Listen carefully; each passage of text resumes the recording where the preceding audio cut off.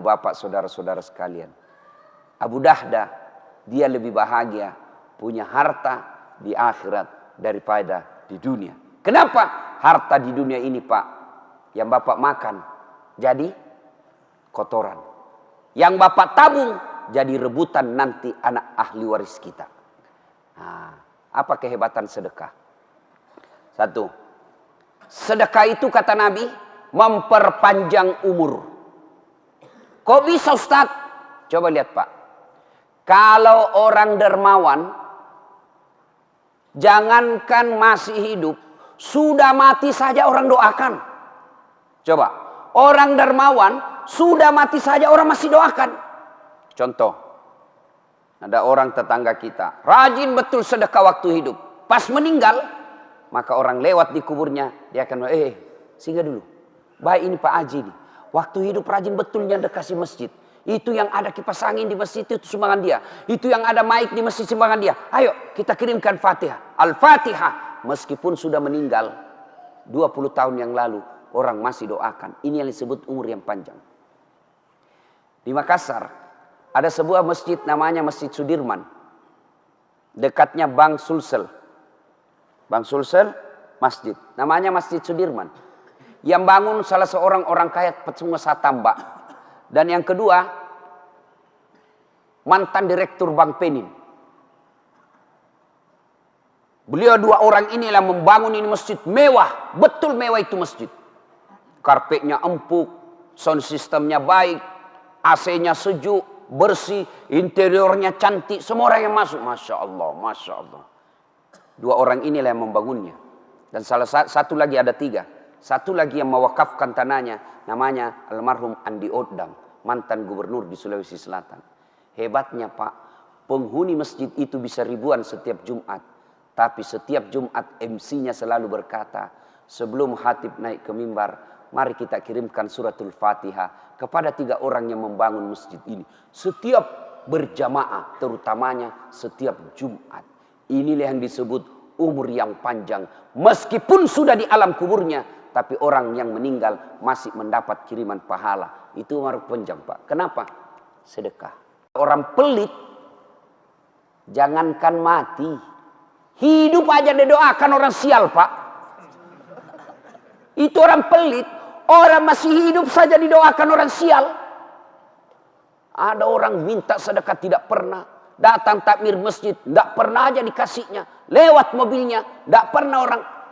Lewat mobil, Pak, orang pasti bilang, mudah-mudahan tabrakan. Pelit betul itu orang, mudah-mudahan dicuri ban mobilnya. Itu masih hidup aja orang doakan sial, Pak. Bagaimana kalau dia mati? Orang Bugis kata kalau dia orang mati, andrai lah wajahmu, dupai. Coba bayangkan. Itu yang disebut at-takasur. Berlomba-lomba memperkaya diri, lalu dia enggan membayar zakat dan bersedekah. Ke bapak-bapak. Satu, sedekah memperpanjang umur. Yang kedua, sedekah tolak bala.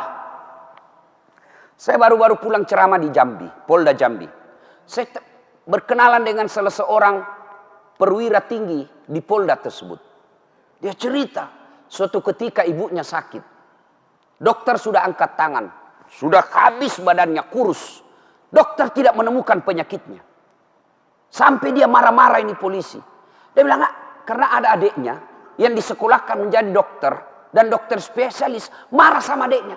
Kau disekolahkan sama orang tua jadi dokter. Kok tidak bisa kau obati ini penyakitnya ibu? Marah-marah betul. Ilmu saya terbatas. Tidak bisa. Suatu ketika. Ada orang mau masuk pilkada. Maka dia mau jual pesantrennya, Pak. Bayangkan. Gara-gara pilkada. Dia mau jual pesantrennya.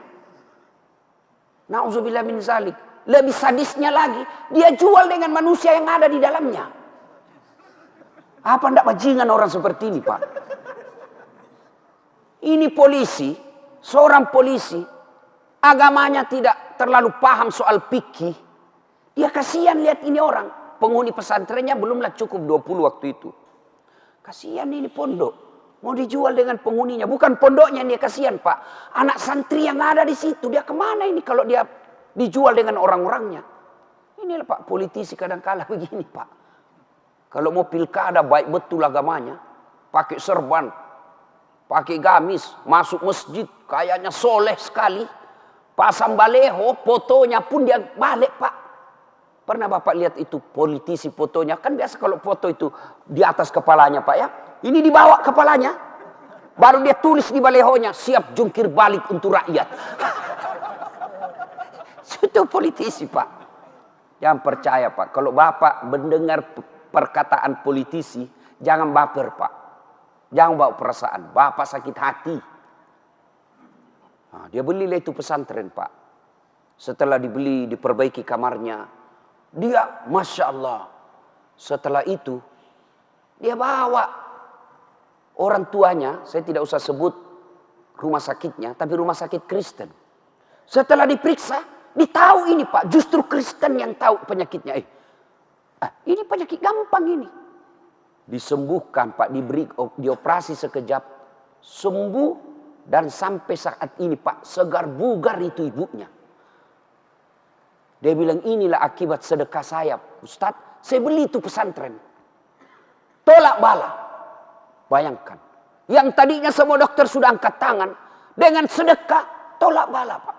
Itu Nabi sudah jelaskan.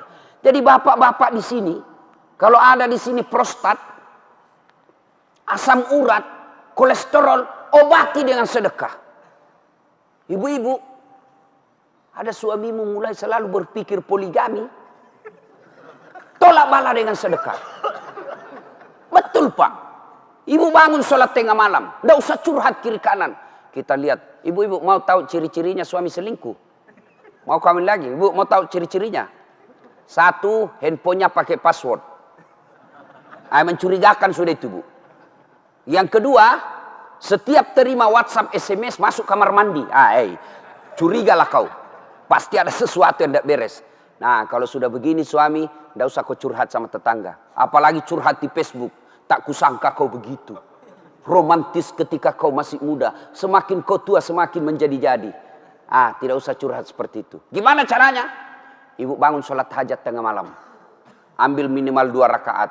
Syukur-syukur bisa sampai 8 rakaat. Selesai itu ibu berdoa. Ya Allah, Engkau yang menitipkan rasa cinta dalam hati suamiku. Ya Allah, palingkan hatinya kepadaku. Ya Allah, ini ada duit saya 1 juta ya Allah. Sedekah tolak bala. Mudah-mudahan suamiku terhindar dari wanita jahat. Bismillah. Coba amalkan. Yang jadi masalah kalau suaminya juga bangun sholat tahajud. Dia tolak bala juga, Pak. Ya Allah, ini ada duit saya 1 juta ya Allah. Saya sudah capek lihat istriku ya Allah. Malas betul. Suka ngomel, kuat makan. Ya Allah. Malas dandan ya Allah. Hancur saya hadapi ini perempuan. Ya Allah, ini ada duit saya 1 juta ya Allah. Tolak bala ke panti asuhan. Mudah-mudahan 1 juta ini istriku ikhlas saya kawin lagi. Bingung malaikat. Yang mana doa dikabulkan? Sedekahlah, Pak. Sedekah tolak bala. Dan yang kedua, keutamaan sedekah. Sedekah itu, tadi 1, tolak bala. Kedua, memperpanjang umur. Yang ketiga, sedekah itu Allah ganti berkali-kali lipat. Ringkas kisah. Dibelilah ini pesantrennya. Sudah dibeli pesantren, Pak. Apa yang terjadi? Subhanallah, dapat bantuan dari pemerintah Indonesia untuk membangun pesantrennya. Berapa bantuannya? 2 miliar. Makin berkembang pesantrennya itu, Pak. Luar biasa. Akhirnya hebatnya lagi. Yang keempat, keutamaan sedekah. Membuat doa terkabul.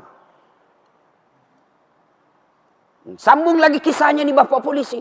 Semenjak dia jadi polisi, tugasnya selalu di luar Jambi. Tidak pernah dapat SK Jambi. Ibunya berkata, nak, kau kembalilah tugas di kampungmu ini. Saya makin tua, saya mau senang lihat kau bertugas di kampungmu. Dengan izin Allah, doa ibu tersebut dikabulkan, anaknya tugas kembali ke Jambi. Maka bapak-bapak, ibu-ibu, kalau mau doamu cepat dikabulkan, bersedekahlah. Dan demi Allah, tidak ada orang bangkrut gara-gara sedekah.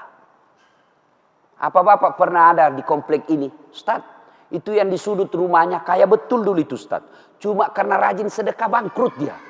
Bapak pernah dengar itu? Yang bangkrut bukan sedekah, yang bangkrut gara-gara poligami. Bukan. Apa? Selingkuh. Oh, selingkuh bikin bangkrut, Pak. Ya. Diperas bapak sama ceweknya. Woi, belikan saya sepeda motor. Kalau tidak, saya share di Facebook ini foto kita yang berdua. Hancur, Pak. Sudah dibelikan sepeda motor, minta lagi dibelikan kulkas. Belikan saya kulkas. Kalau tidak, ku share ini di Facebook. Sudah dibelikan kulkas 2 minggu, belikan saya AC berdiri. Mati, habis, Pak, gara-gara selingkuh. Poligami halal. Poligami halal, Pak. Yang penting bapak berani. Penting bapak berani. Apa penting bapak berani? Ya. Nah, ibu bapak, saudara-saudara sekalian. Dan berikutnya, sedekah pelit. Tidak ada orang suka yang pelit, Pak. Percaya itu, Pak. Tidak ada orang senang orang pelit. Saya tanya ibu-ibu, senang suami yang pelit atau dermawan? Dermawan. Bapak-bapak senang yang menantu dermawan atau pelit? Dermawan. Senang tetangga yang pelit atau dermawan? Dermawan. Tidak ada orang suka orang pelit. Bahkan orang pelit sekalipun tidak suka sama orang pelit. Rumus itu, Pak. Dia bilang, jangan kau ke rumahnya, pelit betul itu. Padahal dia juga pelit. Itu jeleknya orang sifat pelit, Pak. Bersedekahlah. Bu ibu, sedekahlah.